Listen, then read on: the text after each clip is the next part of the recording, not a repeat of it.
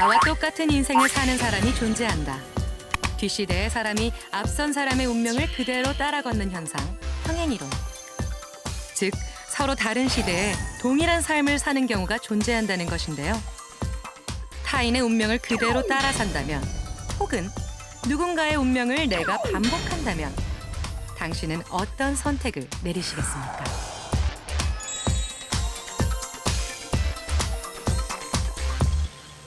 평행이론은 고고학자 프랭크 조셉에 의해 세상에 처음 알려졌습니다. 그는 우리가 알지 못하는 어떤 자연의 법칙이나 힘에 의해 벌어지는 현상이라 설명했는데요. 고고학자였던 프랭크 조셉은 논문 작성을 위해 도서관을 찾습니다. 아틀란티스에 관한 자료를 찾던 중 우연히 이구나치우스의 책을 보게 된 조셉. 그러던 중 책에 기록된 이구나치우스의 개인 기록이 자신과 너무나 똑같았던 것이죠.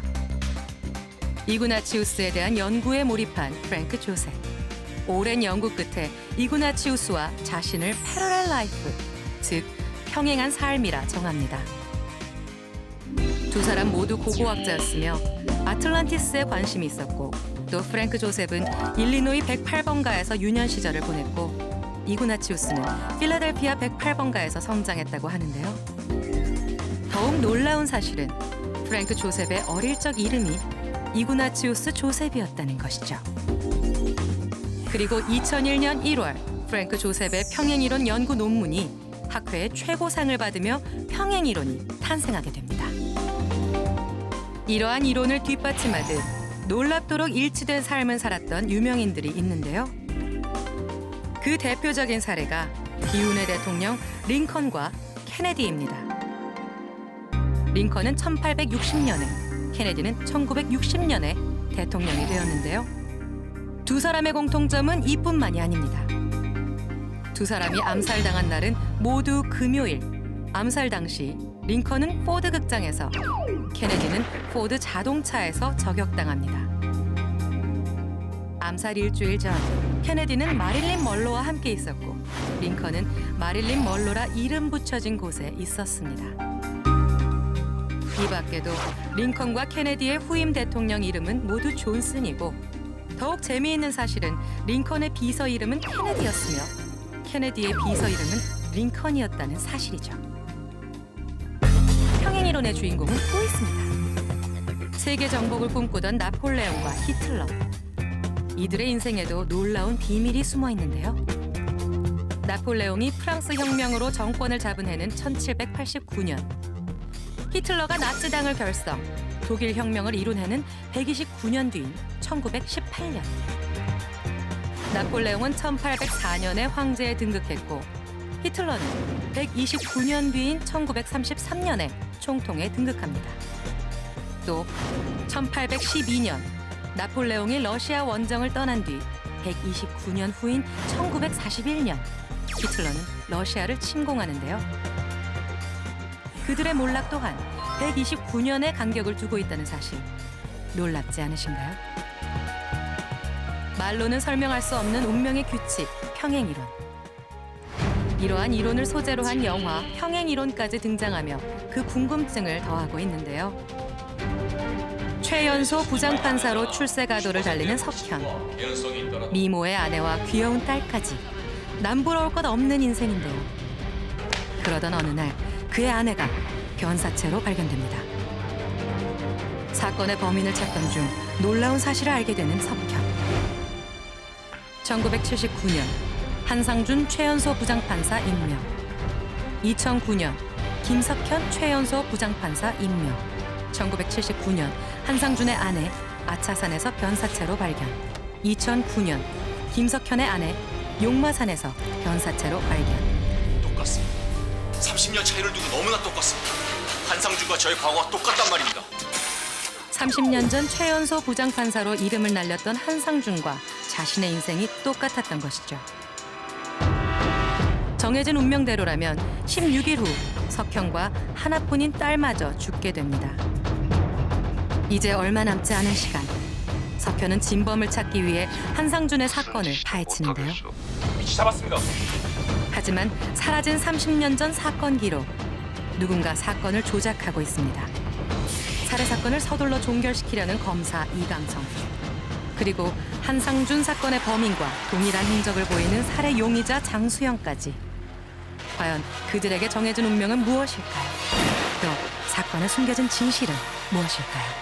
평행 이론의 충격적인 운명 규칙이 공개됩니다.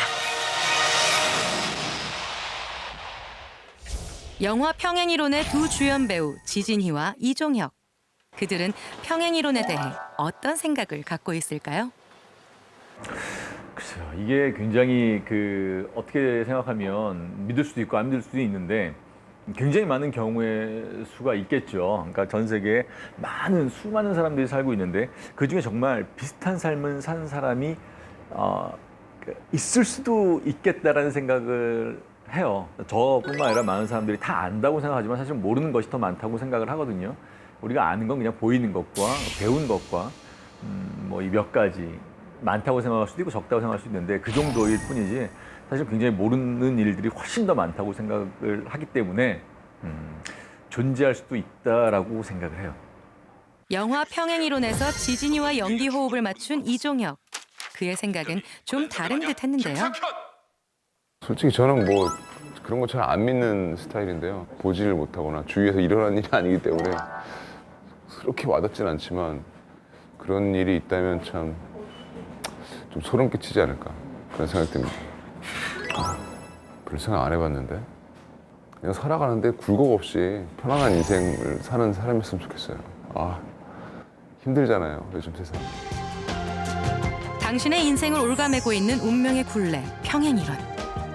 하지만 일각에서는 그저 수많은 인류 속에 나타난 우연의 일치일 뿐이라는 의견도 적지 않은데요.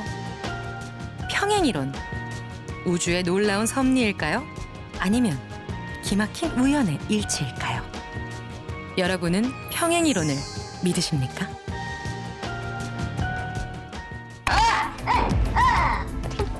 답답해. 기운을 나으려고 굿도 해보고 기도원도 가보고. 원인을 알 수 없고 치료도 되지 않는 병. 깊숙이 잠재되어 있는 무한한 능력. 스스로도 이해하지 못하는 행동. 이 모든 것이 전생의 업 때문이라는데 선생이라고 저는 믿습니다.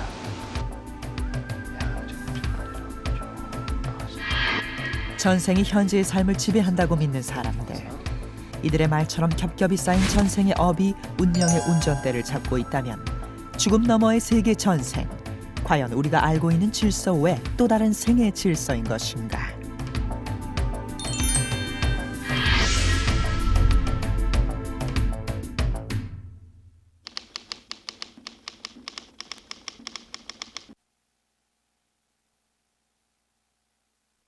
많이 들어갔으니까 상당히 많이 자신의 전생을 알고 싶다며 찾아온 50대 남성. 의학적으로나 물리학적으로는 설명하기 어려운 정도로 좀 그쪽 부분이 약하지 않나. 그래서 팔을 위로 올리기 어렵고 뒤로 돌리기가 어려운 상태입니다. 전직 군인 출신의 그는 퇴역 후 원인 모를 어깨 통증에 시달리고 있다는데 이렇게 안 된다 이거죠. 원인이 뭔가 했을 때 제가 특별히 잘못한 사항이 없고 또 이렇게 아플 이유가 없는데 이렇게 아픈 것이 어떤 좀 다른 요인이 있지 않겠는가 하는 그런 면으로 찾다 보니까 여기 전생까지 들어오게 됐습니다.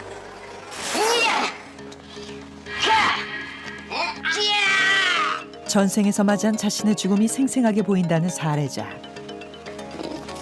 여기 요만큼이 덜렁덜렁 다 돼. 아픈 팔을 휘두르는 격렬한 반응. 봉고군으로서 서역 정벌하러 가는 과정에서 이제 중앙아시아 어느 지역에서 아마 전투가 붙었던 것 같아요. 순간순간 내뱉는 알아들을 수 없는 언어. 사례자는 말을 타는 자신의 모습까지 재현해냈다. 한 조사 결과에 따르면 현대인의 67%가 죽음 이후의 삶을 믿는다고 한다. 더욱이 인터넷 등을 통해 쉽게 전생 퇴행을 하게 되면서 또 다른 생에 대한 기대가 커지고 있다. 정수리 쪽으로 보냈다가 있어요. 최근 회원 수가 부쩍 늘어났다는 전생체험 공유 동호회. 전생을 좋아하는 사람들 모임이에요. 전생에 관심 있고 그런 사람들. 근데 방식은 전생 보는 방법 중에서 체면이 다른 방법보다는 좀 효과적인 방법이다 보니까 체면을 쓰는 거고요. 어플, 눈썹의 힘을 싹 빼고. 회원들은 집단 최면을 통해 각자 전생의 기억을 되살리는데 과연 이들에게 전생은 어떤 의미일까? 그저 삶에 대한 호기심뿐이었을까? 자, 연도가 언젠지 떠오릅니다. 자, 이제 박수 치면. 특이한 것은 전생 체험 후 편안함을 느끼는 이들이 많다는 것. 일단 궁금했던 거에 대해서 어느 정도 해소는 된 것 같고. 목욕탕에서 뜨거운 물에 이렇게 담갔을 때 나른해지는 느낌. 리딩으로도 가능합니다. 체면으로 가장 많은 전생 체험을 하지만 그 사람이 가지고 있는 고유한 정보를 파동으로 읽어내는 리딩으로도 전생을 볼 수 있습니다. 전생 체험은 최면 외에도 명상, 리딩을 통해서도 볼 수 있다는데 현직 치과 의사 출신의 늦가기 가수 박소연 씨. 그녀의 도전을 단순한 외도로 보기엔 그 사연이 특별하다. 막 하고 싶어하는 마음이 내면에서 파릇파릇 돋아나는 것을 느끼며 처음에는 사실 상당히 고통스러웠어요. 지금의 박소연 씨가 있기까지 그녀를 끌어주었던 힘은 바로 명상을 통해 본 자신의 전생. 전생이라는 곳을 문을 처음 열고 들어갔을 때입니다. 제 앞에 안개가 자욱히 끼어 있었고 그곳은 궁궐이었어요. 그랬고 저는 공주의 신분이더라고요. 저는 그 생에서 상당히 음악을 좋아했고 제가 사랑했던 사람도 있고 저를 도와줬던 사람도 있고 그런데 어느 날엔가 그 모든 사람들이 떠나고 저는 음악할 수 없게 되었어요. 슬픔에 겨워서 계속 굶다가 결국 죽고 말았죠. 그녀가 본 전생이 스스로 만들어낸 환상이나 착각은 아닐까. 제작진은 전생을 읽어낸다는 리딩 전문가에게 박소연 씨의 전생 리딩을 의뢰했다. 굉장히 큰 연회가 열리고 있고요. 양반들이 아주 많은 수의 사람들이 모여 있고 그리고 그 예능인들이 모여서 춤을 추고 악기를 연주하고 노래를 부르고 있습니다. 그 중에 한 사람으로 지금 이분이 함께 하고 있고요. 그렇게 음악을 연주하고 싶다는 굉장히 강한 열망을 그렇게 가졌습니다. 놀랍게도 두 사람이 본 전생은 일치하는 부분이 많은데 더욱 충격적인 것은 그녀의 전생을 본 사람이 또 있다는 것. 그 소리를 듣고 너무나 놀랬던 게 제가 과거에 체험하면서 많이 울었던 그 가장 슬펐던 그 공주의 삶을 그 친구가 너무 자세하게 묘사를 해주는 거예요. 그 자리에서. 그래서 제가 그 자리에서 기절하는 줄 알았죠. 혹시 뭐 전생이나 이런 것들에 대해서 연구하시는 분인가요?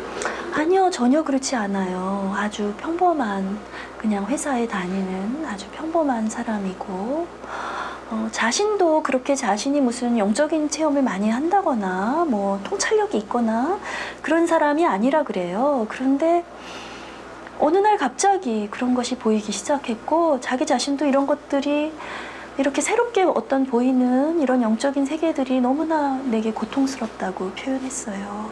예, 간혹 전생을 보시는 분들이 있습니다. 누구나 그런 영적인 능력이 조금씩 다 잠재되어 있는데요. 요즘 사람들은 그 능력을 전혀 사용하지 않고 있죠. 그 친구분 같은 경우도 그 자기도 모르게 잠재되어 있던 그 능력이 순간적으로 그렇게 발휘가 된 것 같습니다. 제작진이 전생 리딩 전문가와 인터뷰를 하고 있을 때 마침 전생을 믿는 또 한 명의 사례자가 찾아왔다.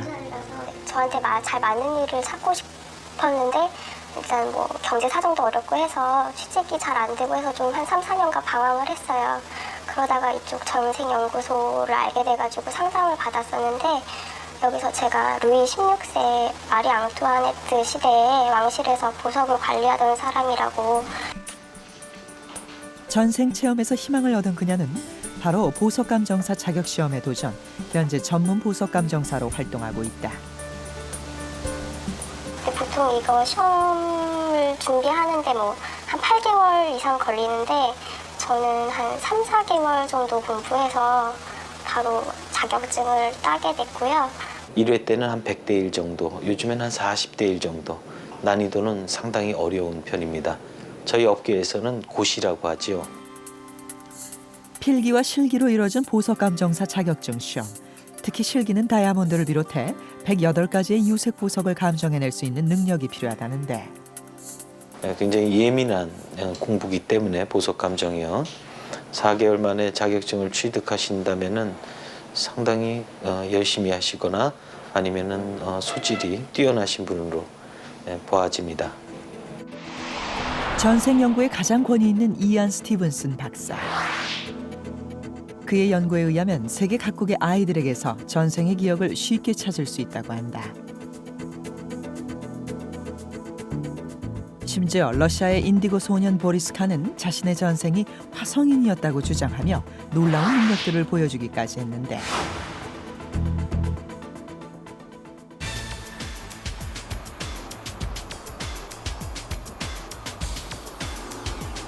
제작진은 방송을 통해 자주 소개되는 외국어 신동을 만나보기로 했다. 특별히 배운 적도 없는데 중국인과의 대화가 가능한 6살 배기 김재형. 哦，是吗？你几岁了？7岁。7岁了。哦，你的中国语发音很好。你学过中国语吗？哦，学过，在哪儿？学院。学院学过啊？ 너무 중국 그 악센트 같아요. 중국어. 너무 중국인 같아서. 앞으로 뛰다. 스윙박스. 스냅방방. 사정 따블. 러시아어, 일어, 중국어 무려 10개 국어를 소화해낼 수 있다는 아이 김재형. 재형이의 유창한 외국어 실력은 어디서부터 나오는 것일까?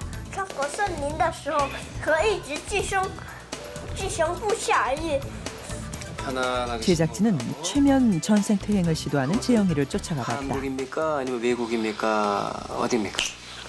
외국이요. 외국이야. 그쪽은 미국 쪽이야, 유럽 쪽이야? 외국이요. 다시 한번 미국 쪽이야, 유럽 쪽이야? 미국이요. 미국 쪽이구나. 미국에서 이름. 케빈. 케빈? 11살 미국인 소년. 케빈이 전 세계에서 케빈의 모습으로 퇴행한 재형이. 어떤 상황이 있었어? 자기 발명품이 부서진 거예요. 아, 무슨 발명품이? 케빈이가 발명한 발명품이? 네. 뭘 발명했었어요?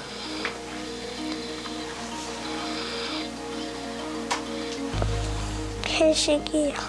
해시계. 케빈이가 재형이는 과학자를 꿈꾸는 자신의 전생을 기억해냈는데 더욱 신기한 것은 정확한 연도와 친분 있는 사람까지 이야기한다는 것. 1900년도. 1900년경에? 네. 네가 아는 유명한 사람 혹시 있으면 말해보세요. 에디슨이요. 다시 한번? 에디슨. 에디슨. 에디슨은 그 케빈이하고 나이 차이가 어떻게 돼요? 많아요. 에디슨이 더 많아요. 네. 6살 재형이가 지어낸 이야기라고 하기엔 너무나 구체적인 증거들. 재형이가 전생 퇴행을 통해 본 것은 무엇일까? 방송에서 비춰진 건 언어 쪽이지만 원래 이 아이가 제일 관심이 있는 게 과학 쪽이었거든요. 과연 재형이의 재능은 전생과 관련이 있는 것일까? 전생은 과거와 현재 그리고 미래의 연결고리라고 한다. 남들보다 특출한 끼와 재능을 가진 사람들. 특히 연예인의 경우 전생에서 추구해왔던 소질이 지금 현생에서 나타나는 것이라는데 앙드레 김은 너무 비참한 삶을 살았었습니다. 왕궁에 들어갔어요. 밑에 재단사에 이제 보조 일꾼으로 들어갔었는데 왜 밑에 끝단에 왜 개똥이 묻었다거나 왜 오물이 참 많았던 것 같네요. 그 오물이 확 많이 묻은 옷 있잖아요. 그 옷을 지금 그 과거생의 앙드레 김 씨가 그걸 다 전담을 해서 처리를 다 했어요. 그 오물을 빨고 또 안 되는 것은 뜯어가지고 다시 뭐 다른 레이스를 단다든가 과거생의 오물과 함께 뒹굴며 살았기 때문에 그래서 항상 옷들이 항상 흰색 옷을 화려하고 깨끗한 흰색을 원하는 전생 연구가에 이어지는 전생 해석은 송일국 씨의 전생은 김좌진 장군입니다. 그 누구보다도 어머니를 지키려는 마음이 가장 강해요. 이분이. 탤런트 송일국의 전생은 그의 외조부 김좌진 장군의 환생이고 공작처럼 아주 화려한 춤을 추는 여인의 모습이 보이는데 원나라 때 쿠빌라이 칸 때 이 이효리 씨 이름은 그때 쇼잉 쇼잉이라고 하는데요. 그 당시에 쿠빌라이 칸이 아주 사랑했던 왕궁의 무희로 살았던 적이 있습니다. 옛 몽골 지역의 무희였다는 이효리. 그녀의 재능과 인기는 과연 전생에서 이어진 것일까? 무작위로 성별을 보여주었던 10명의 연예인들의 전생 리딩 결과 배용준은 1700년경 일본의 유명한 희극인으로, 유재석은 일제강점기 민족주의 연극배우로서의 삶, 송혜교는 소문난 추녀였지만 전생에 덕을 쌓은 인물이라고 보여진다는데, 또 가수비는 선정을 베푼 아랍의 왕, 외국 영화배우 안젤리나 졸리는 이집트 인근의 여부족장으로, 박지성은 서부개척시대의 철도공사 현장에서 죽음을 맞이한. 그렇다면 전생에서 물려받은 것은 재능뿐인 것일까? 취미, 습관, 취향, 전생의 성격은 현생에 또 어떤 모습으로 나타날까? 사회의 왜곡된 시선에도 자신 속에 숨겨진 여성을 드러내고 성전환을 선언한 트랜스젠더 박유리 씨. 그녀가 왜 여성으로 살아야 하는지 그 해답을 얻기 위해 전생 체험을 시도해봤다.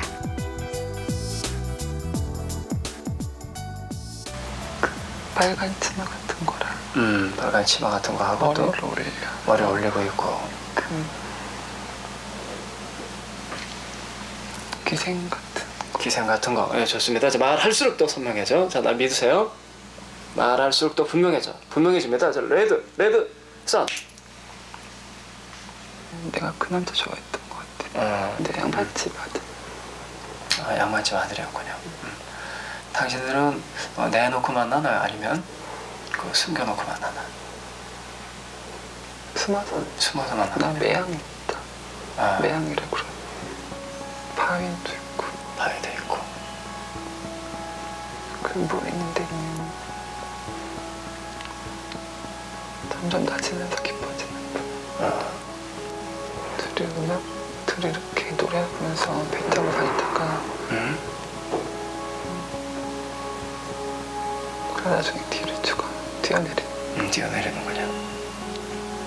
둘이 안고 계속 안고 물이 차오르면서 그래서 그 생각을 마치게 되는군요. 당신의 마음은 행복했나요? 불행했나요? 행복했군요. 영화 같은 삶을 살았던 박유리 씨. 전생에서 닿지 못한 사랑을 현생에서 다시 연결할 수 있을까? 아주 깊게 빠져들어갑니다. 전생에 뭐 죽었다고 그럴 것 같은데, 그쵸? 맞아요. 그래서 아마 더 그런가? 아니 얼굴 보니까 남자친구예요. 그럴 수도 있죠. 그렇게 나오고. 그 저승이 만났던 도령이 지금 아니고 그러니까 지금까지 만나면서 제일 사랑했던 사람인 것 같아요. 원래는 이제 여자로 태어나야 되는데 전생에서 자살을 했기 때문에 일종의 이제 그 벌로 이제 남자로 태어났다가 여자로 바뀌는 그런 운명을 가졌다, 그렇게 이해할 수가 있을 것 같아요. 자살로 끝맺었던 전생. 그 업으로 인해 성정체성에 혼란이 온 것이라면 이 생에서도 운명을 거스른 그녀의 다음 생은 또 어떤 모습일까? 제작진이 전생을 취재하면서 가장 많이 만난 사례는 전생을 통해 병을 치료했다는 사람들이다.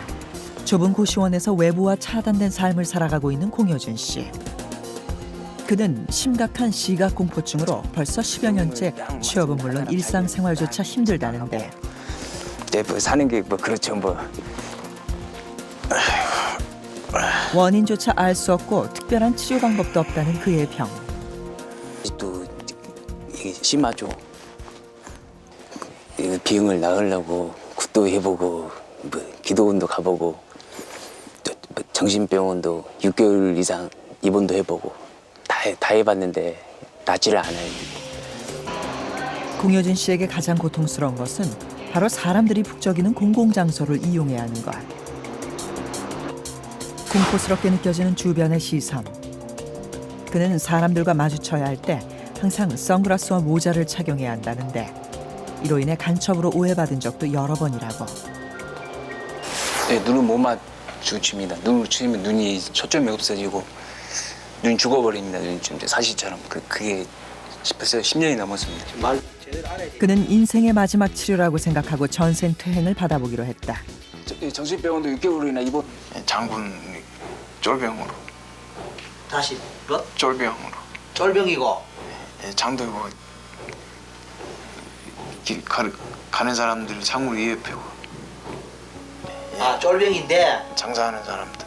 내가 쫄병인데 군인이고 쫄병인데 장사하는 사람들을 위협한다. 창으로 두고 목에다가. 창을 목에 대고.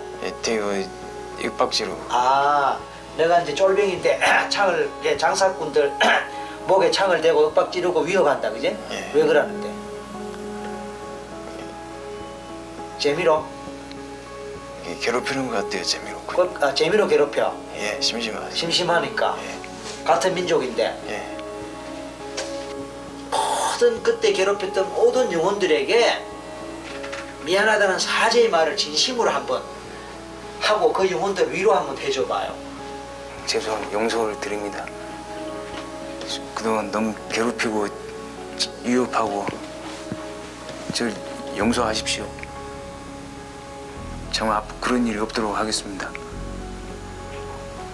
하나 미소로 눈을 뜨는 거예요. 하나, 둘, 셋. 하나 미소로 눈을 뜨는 거예요. 넷, 다섯 눈 뜨세요. 지금까지 눈조차 뜨지 못하고 생활했던 공효준 씨. 그가 눈을 떴다. 남들은 이해조차 해주지 않았던 시선공포증에서 조금은 벗어난 모습인데 살짝 보는 거 말고 이렇게 여 사람 제대로 보면. 과연 전생 체험으로 그의 병을 치유할 수 있었던 것인가?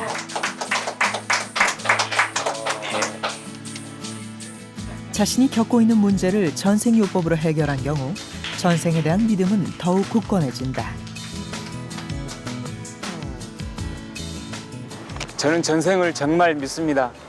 비록 전생에는 많은 죄를 짓고 나쁜 일도 많이 했지만 지금 현생에는 더 착하게 살아서 또 다음 생에는 더 좋은 삶을 살고 싶습니다. 예. 전생에 자신이 쌓은 업을 현생에서 풀어낸 공효준 씨. 전생 체험이 그에게 새로운 삶을 열어준 것만은 분명했다. 전생 치료의 또 다른 사례자, 향 알레르기를 호소하는 강초롱 씨. 향이 나는 모든 것에 예민한 반응으로 비누조차 사용하지 못하는데 머리가 너무 심하게 어지럽고요. 이렇게 막 누가 짓누르는 듯이 그렇게 막 너무 심하게 아프고 더 심하면은 구역질까지. 이제 21살 여대생. 남들 다 하는 화장품조차 사용할 수 없을 정도로 그녀의 증세는 심각했다. 화장품도 그렇고 또 반찬으로 좀 냄새 좀 많이 나고 이제 막 생선 튀기면 냄새가 많이 나니까 이제 그 제거 좀 하려고요. 방향제를 좀 뿌리면 그것도 실러가지고 냄새가 많이 난다고. 가지고 조금 힘들어요. 강초롱 씨의 병명과 구체적인 원인을 알기 위해 병원을 찾았다. 신체적으로 어떠한 증상도 보이지 않는 그녀의 병. 과연 치료할 수 있을까? 제가 볼 때는 이제 향기에 대한 알레르기라기보다는 그 어떤 특정한 향이라든가 혹은 뭐 휘발성 기체에 대한 그런 과민 반응으로 보여집니다. 모든 과민 반응이 다 알레르기 반응은 아니고 알레르기 질환은 아니거든요. 집에서 그러니까 병명조차 나오지 않는 강초롱 씨의 증상. 그녀는 최근 전생처행으로 김유신을 사랑한 청관녀로서의 자신의 모습을 보게 되었다는데 손가락 반응은 상사병 걸린 쪽으로 반응이 상당히 커요. 누구를 그래 사랑해? 어? 사랑하는 남자가 있다, 그지? 그래 사랑하는 남자가 있어. 근데 답답해? 보고 싶어? 말해봐. 보고 싶어? 보고 싶어. 그래 보고 싶어. 근데 그 밖에서 밖에서 밖에서 사람들이 놀려. 멍청하게 기다리고 앉아있다. 아 멍청하게 기다리고 앉아있다고?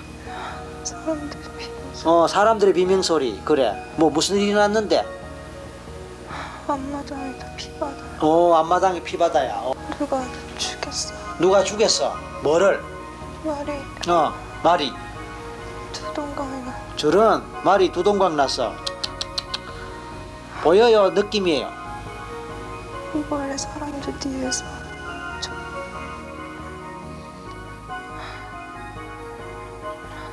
어때? 비린내나 싫어? 너무 싫어. 향수 냄새랑 비슷해. 아 향수 냄새랑 비슷해. 피 냄새가. 피 비린내가 온몸에 다 나. 아 피 비린내가 온몸에 다 나.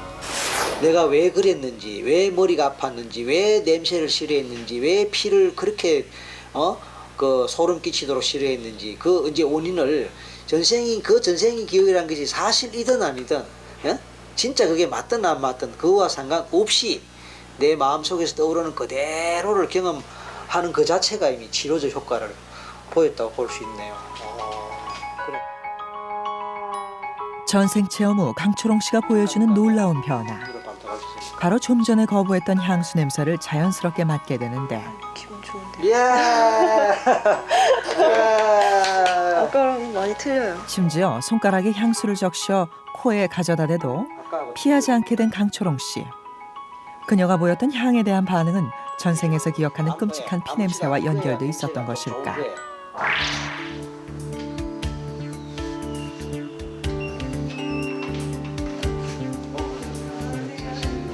전생 치료를 끝낸 한 달 뒤 제작진이 다시 강초롱 씨를 찾아갔다. 과연 그녀의 향 알레르기 증상은 어느 정도 치료되었을까?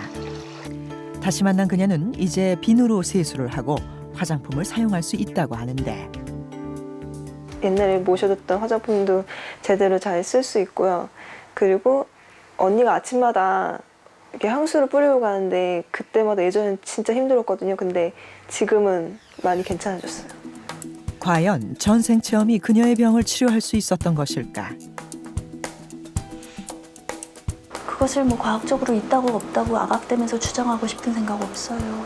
네. 그리고 그것을 어떤 식으로 해석하든지 그거는 별로 중요한 일은 아니라고 생각해요. 제가 자신 있게 말씀드릴 수 있는 것은 모든 사람이 체면을 걸면 전생을 말한다는 거예요.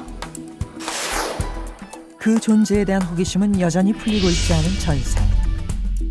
그러나 만약 전생이 현생의 거울이 돼주고 있다면 지금 현재의 삶을 더욱 열심히 살아보자. 그러면 미래에 주어질 우리의 생이 행복해지지 않을까?